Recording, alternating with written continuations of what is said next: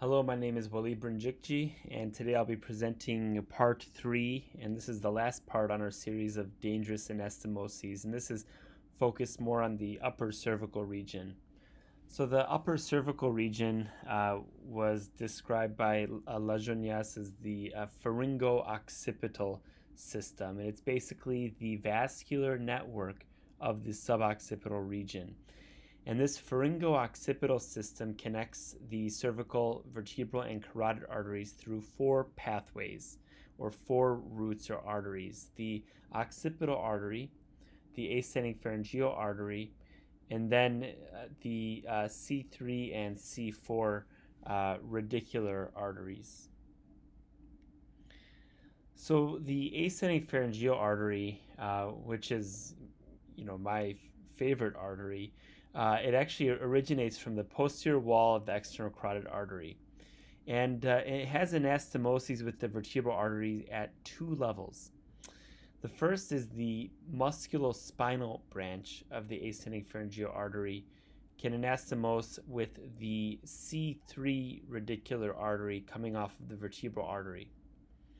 Also, there's an anastomosis between the prevertebral branch of the odontoid arch and the ascending pharyngeal artery, and that prevertebral branch also connects or arises from the vertebral artery. The occipital artery is actually the embryonic remnant of the type 1 and type 2 proatlantal arteries, and this actually connects with the C1 and C2 segmental arteries, and basically this connection is constant, and this connection occurs at the horizontal portion of the occipital artery. So the straight portion of the occipital artery is where the C1 and C2 segmental arteries that connect to the vertebral artery are basically anastomosing. So this is why many people say that you should not be embolizing the occipital artery from a proximal point. You should be going distal and past that horizontal portion. The occipital artery is a major collateral to the vertebral artery, especially in cases of CCA or ECA ligation. It also has an anastomotic connection with the vertebral artery through the stylomastoid artery, and that stylomastoid artery does anastomose with the posterior meningeal artery, or branches of the posterior meningeal artery of the vertebral artery. Also in this pharyngo-occipital system, we have the ascending and deep cervical arteries, and these have anastomoses with the vertebral artery at the C2 through C4 levels. And this is a major source of collaterals in the setting of a proximal vertebral artery occlusion. So just to go over this again diagrammatically, our vertebral artery has C1 and C2 radicular arteries that have a C1 or C2 musculospinal artery that then connect to the occipital artery. It also has a posterior meningeal artery, which connects to the petrous branch of the middle meningeal artery, and then the stylomastoid artery, and then the occipital artery. There's also the C3 radicular artery, which connects to the C3 musculospinal artery, ascending pharyngeal artery. And then there's the C1 through C7 radicular arteries, which anastomose with the ascending cervical artery, as well as the deep cervical artery. And lastly, there's the prevertebral branch of the vertebral artery at the odontoid arch, which has an anastomotic connection with the ascending pharyngeal artery. So case 1 is showing a connection between the C1-C2 vertebral artery to occipital artery to external carotid artery in the setting of the left common carotid artery occlusion. So this patient here had the left common carotid artery occlusion, and here I'm doing an injection of the left vertebral artery. And you can see here that there is the C2 segmental or radicular artery arising from the vertebral artery. That connects to the C1 segmental artery.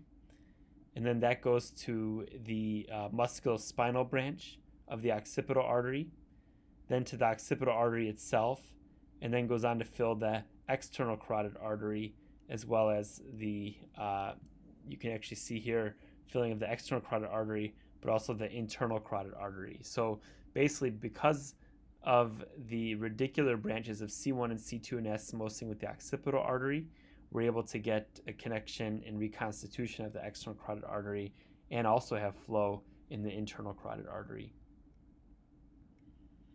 So again, here's that just kind of laid out diagrammatically. Here's another case of filling of the vertebral artery to the distal occipital artery in the setting of chronic occlusive disease. So here we're injecting the external carotid artery, and here's the injection of the vertebral artery. And you can see how here we don't see any filling of the occipital artery on injection of this external carotid artery, but when we inject the vertebral artery, we see that there's reconstitution of the occipital artery through that C1 segmental artery. So basically, vertebral artery is providing supply to the occipital artery. So this just is a reminder, when you're injecting the occipital artery, there's always that connection with the vertebral artery, which is why we typically try to avoid injecting embolic material in the occipital artery in this horizontal portion of the occipital artery. At least, what I like to do is use the landmark of the foramina transversarium as where I want to be passed with my microcatheter when I'm injecting anything into the occipital artery. So again, diagrammatic representation right there. So case 3, here's an example of the ascending cervical and deep cervical arteries supplying an occluded vertebral artery, and this is something that we see all the time.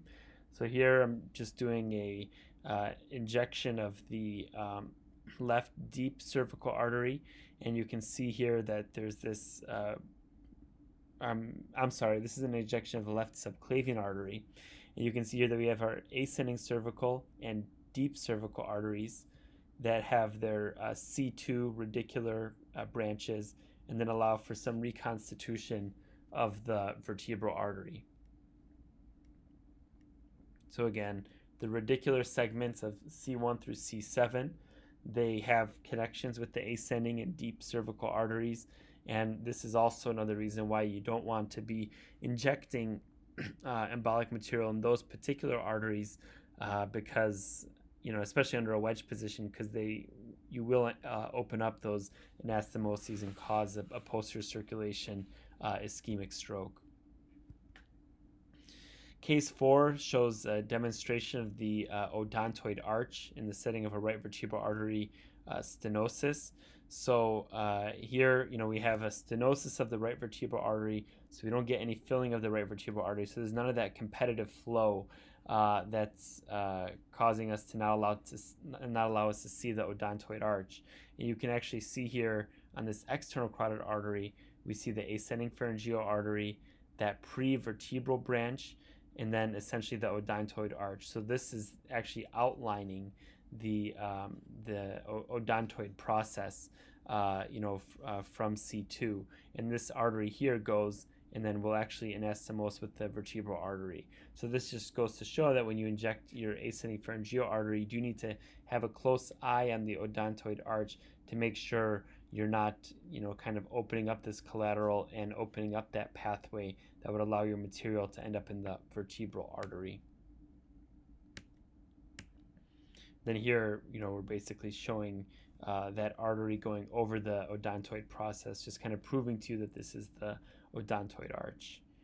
This is just an anatomic diagram showing the odontoid arch and its connections with the ascending pharyngeal artery, as well as claval branches of the inferolateral trunk and meningohypophyseal artery. And then it's also its connections with the vertebral artery.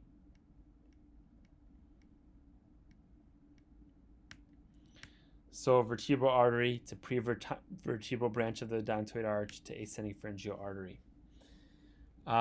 This is a case that I had a couple years ago, a patient with an actively expanding neck hematoma, in which a deep cervical to vertebral artery anastomosis was nicely laid out. You can see here that active extravasation in the neck hematoma. You can see here the little pseudoaneurysm or extravasation, not coming off the vertebral artery, but actually off of the deep cervical artery.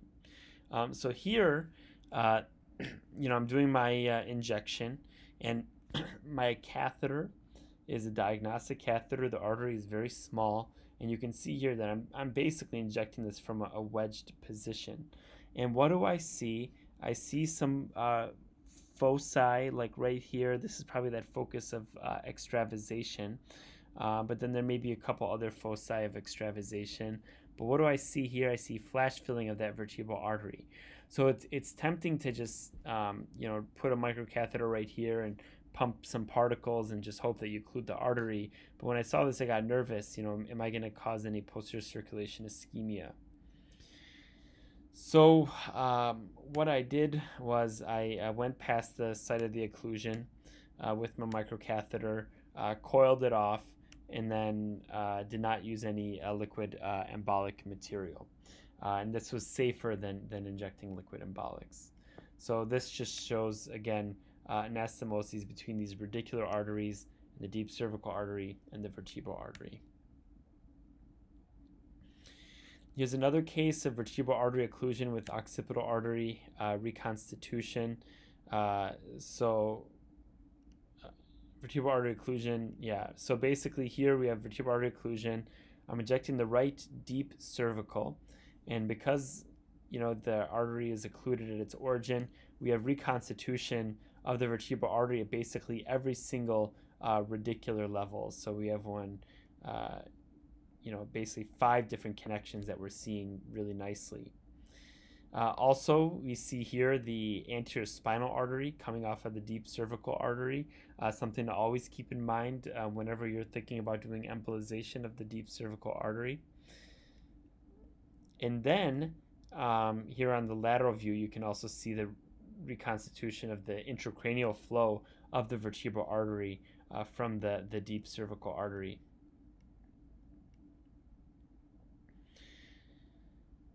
But what's more is when we injected the right external carotid artery in this patient, we also had reconstitution of flow of the vertebral artery, basically coming from this C2 radicular artery off of the occipital artery. So again, this just shows this horizontal portion of the occipital artery.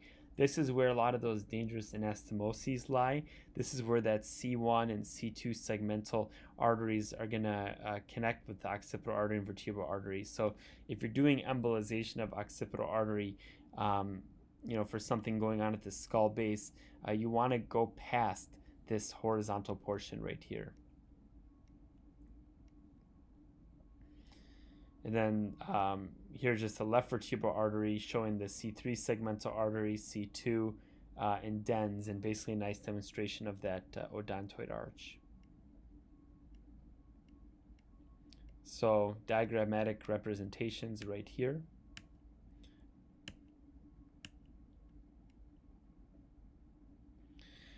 And then case 8, this is kind of putting everything together, and this is a case of a transvenous embolization of a C1 fistula due to the presence of rich arterial anastomoses. So this patient came in with bilateral skull base fractures. You can see them right here, and it's involvement of the posterior condylar canal. And on injection of the vertebral artery, we see filling of this fistula.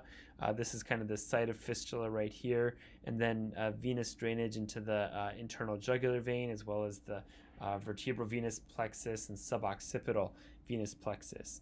And on this angiogram, you see the dural branch of the vertebral artery, these tiny dural arterial branches, the pouch of the dural arteriovenous fistula, posterior condylar vein, the vertebral venous plexus, and the internal jugular vein. On injection of the external carotid artery, we see that there's this large ascending pharyngeal artery, which is also anastomosing with the dural arteriovenous fistula, again at the site where you have that dural branch of the vertebral artery. And then here You can also see occipital artery branches, which are supplying the fistula. So it's a nice example of all those arteries converging in one location in the site of a fistula. And we know about all these dangerous anastomoses now, and now we know because of this fistula that these dangerous anastomoses are going to be wide open. So while it's tempting to go and drop some onyx in the occipital artery, or God forbid, the ascending pharyngeal artery, we know that, well, number one, there's risks of cranial nerve ischemia for injecting onyx in the ascending pharyngeal artery, but we also know that there's a risk of these dangerous anastomoses opening up and causing posterior circulation ischemia.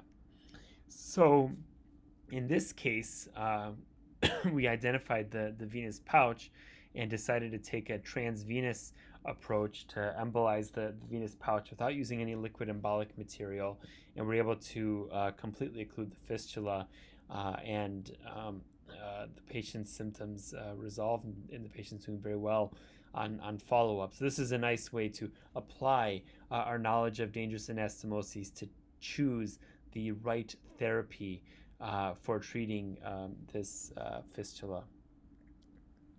And I think this is the last case. This shows the ascending pharyngeal artery anastomosing with the internal carotid artery and vertebral artery.